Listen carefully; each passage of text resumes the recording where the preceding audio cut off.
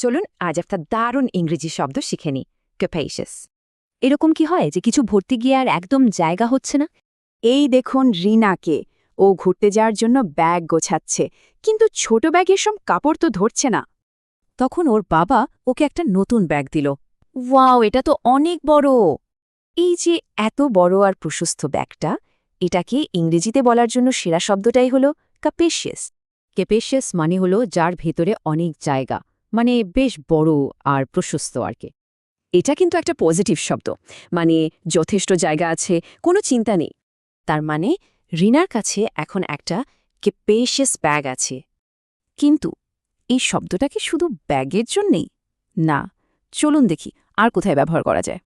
ধরুন রিনার ভাই একটা নতুন বেশ বড় অফিসে কাজ করে, এটাও একটা ক্যাপাসিয়াস অফিস। মজার ব্যাপার হলো এটা দিয়ে ধারণাকেও বোঝানো যায়, যেমন যার অনেক শেখার ক্ষমতা তার আছে একটা ক্যাপাসিয়াস মাইন্ড। আচ্ছা, এবার চলুন কয়েকটা পুরো ইংরেজি বাক্যে এর ব্যবহার দেখি।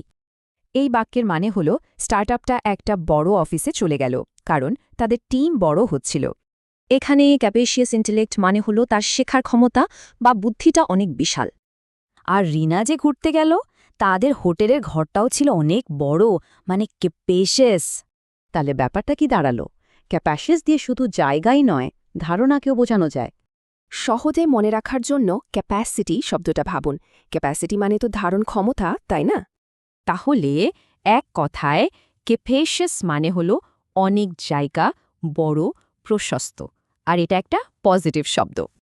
এবার একটু ভাবুন তো, আপনার চারপাশে ক্যাপাসিয়াস কি আছে?